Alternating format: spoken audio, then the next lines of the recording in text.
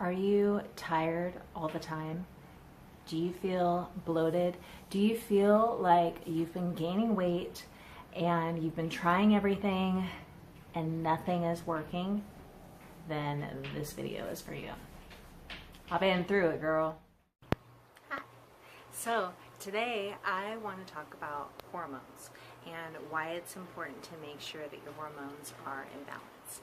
So if you follow me on Instagram or if we're Facebook friends or in real life friends, if those even exist anymore, you know that I have been going through a lot of hormonal imbalances over the course of the last year, actually, and I was just recently diagnosed just a few months ago. So for the last almost a year, I had no idea what was going on with my body, why I was gaining weight even though I was in a consistent caloric deficit, why I was tired all the time, having extreme PMS.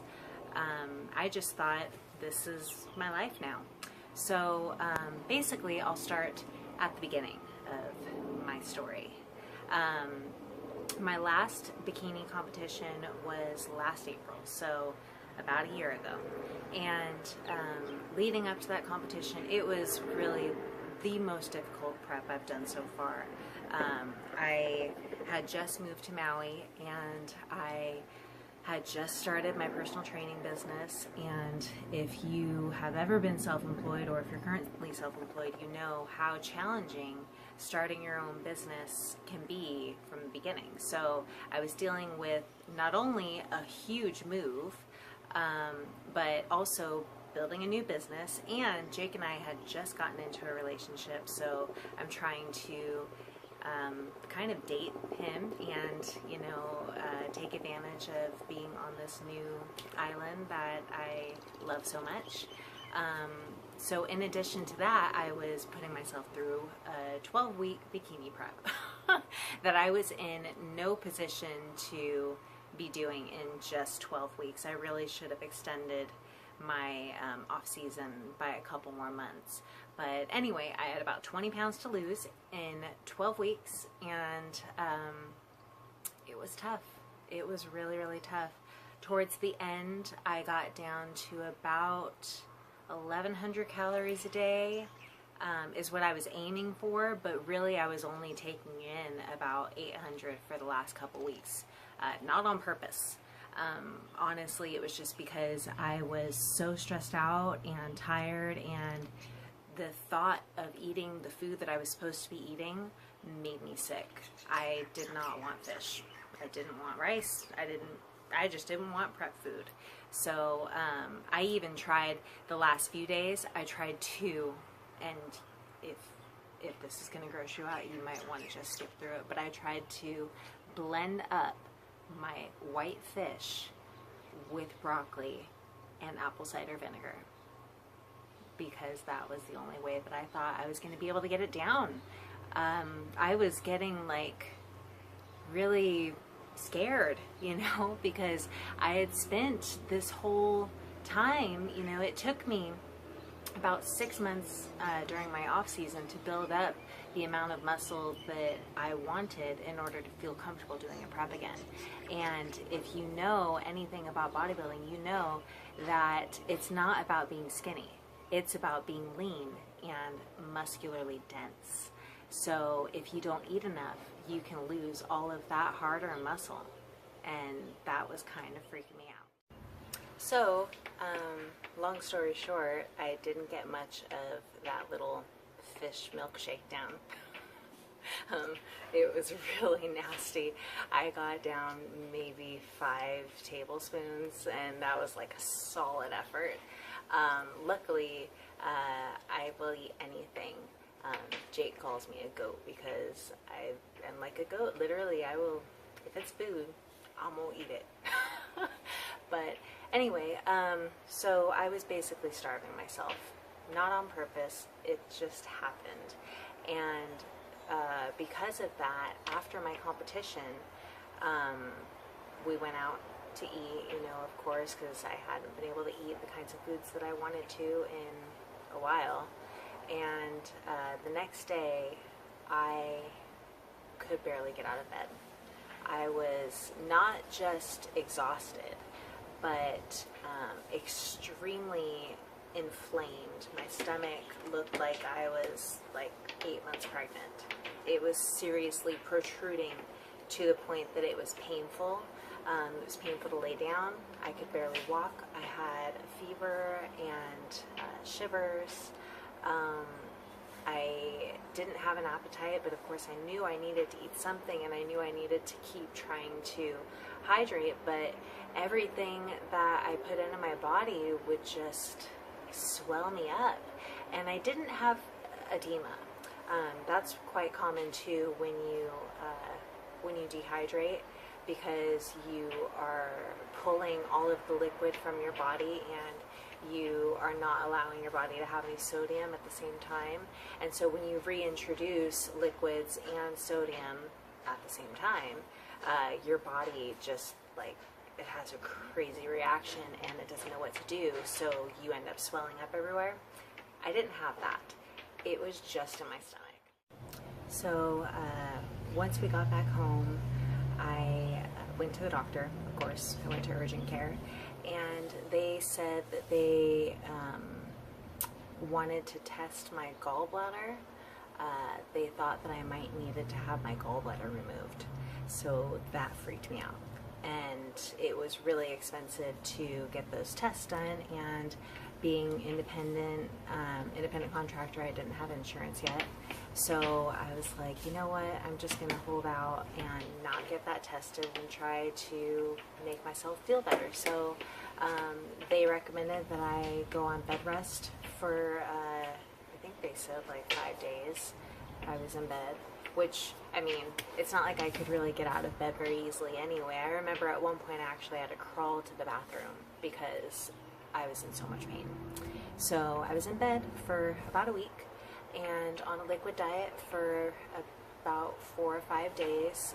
Had a lot of those Pedialyte ice pops and acai bowls, frozen anything, tons of liquids. And finally, after about 2 weeks, I felt like myself again, and I started working out again. And that was exciting because I was scared that I had done some permanent damage to myself. But after that, I rapidly gained weight, which I expected to happen because at that point I was just like, I'm fucking done with prep. I want to live my life. I want to have fun in this new relationship. I want to have fun on this new island that I've just moved to. Like, fuck 1,200 calories a day and reverse dieting. Just give me life, give me food, give me donuts. So I just went right back to normal, and I knew better, but I also didn't care.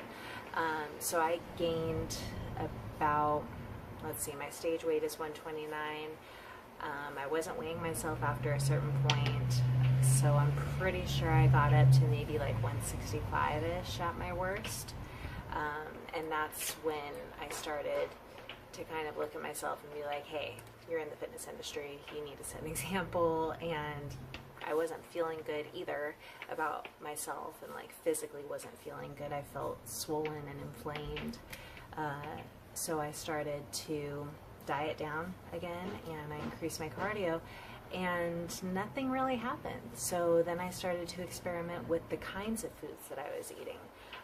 I cut out gluten out of my diet first, and after about 2 weeks of that, I started to feel really good. So then I decided to take it one next step, and I cut dairy out as well.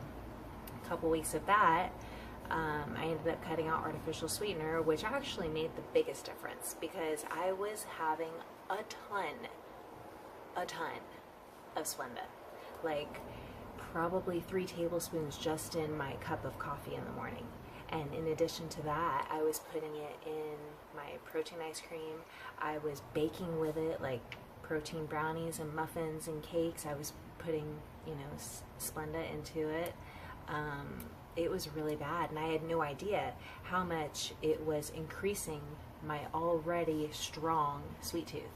So once I cut that out, I was like, wow, I actually don't feel like I need to eat a whole package of Oreos today.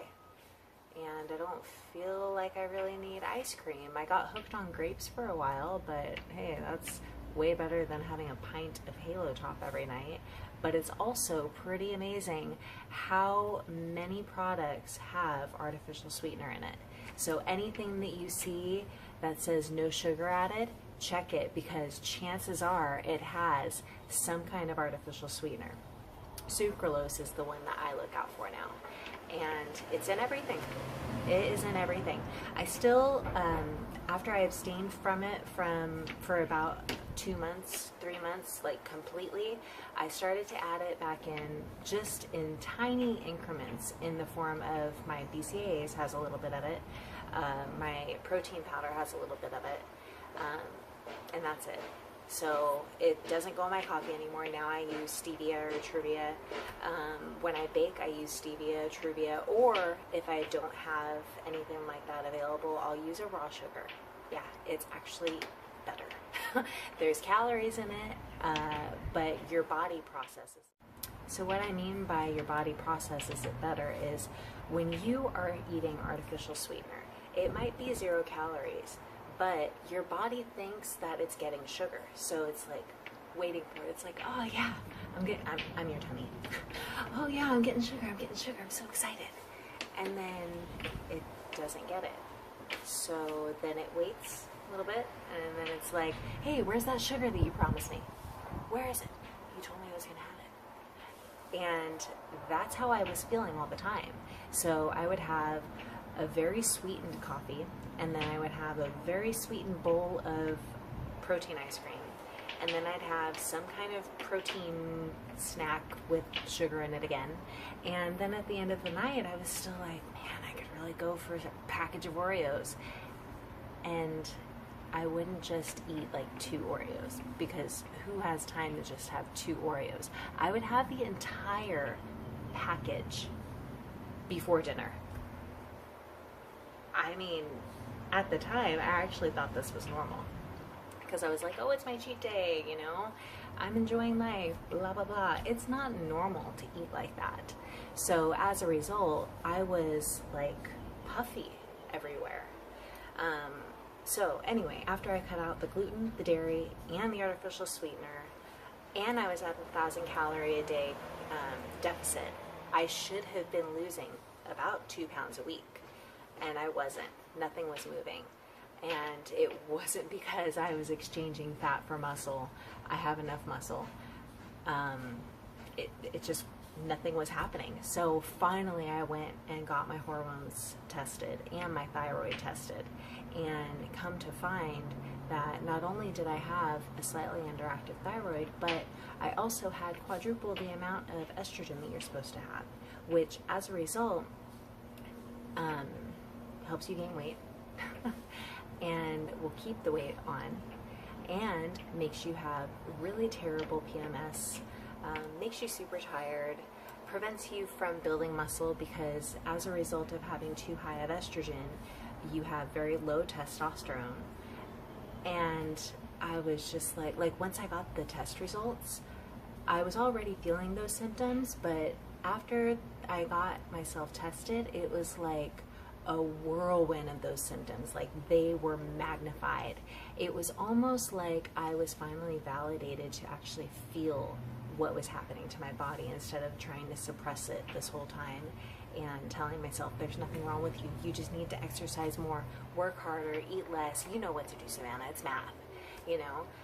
So I had like a really intense week where I just wanted to stay in bed all week and cry in the dark for nothing. I had literally nothing to cry about. I love my life. But I would come home and that's all I wanted to do.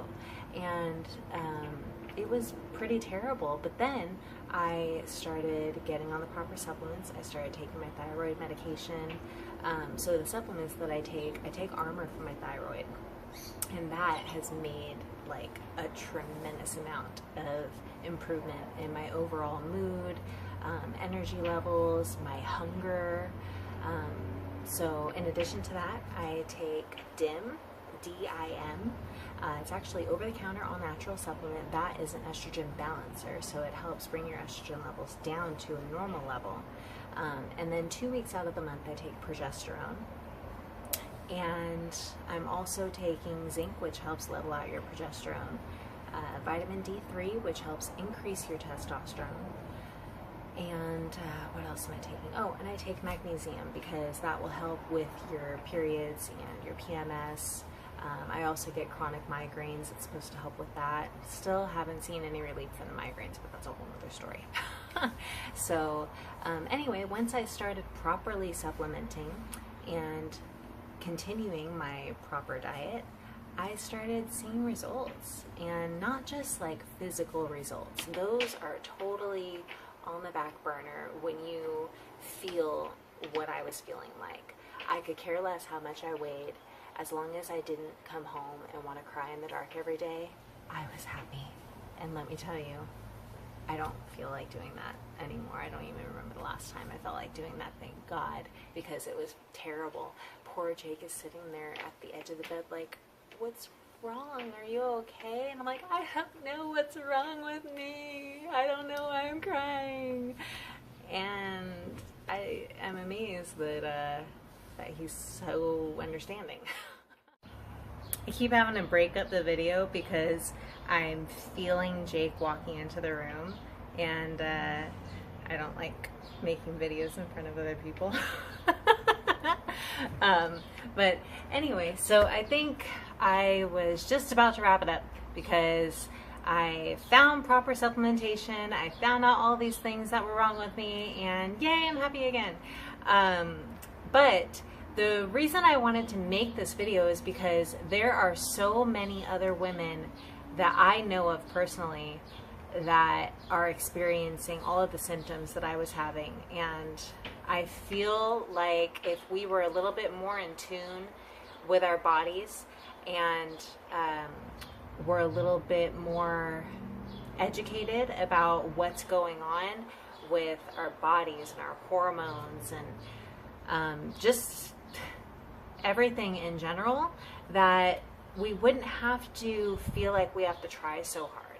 Because like I said, I was freaking killing myself. Like, I was running on the treadmill for, I don't even know how many miles a day I got up to. I think at one point I was up to running 5 miles a day, and which for me is amazing. I'm not a runner. I freaking hate running. But I was doing that, and then I was walking the excess, or doing the elliptical for the excess, so it came out to about an hour of cardio a day.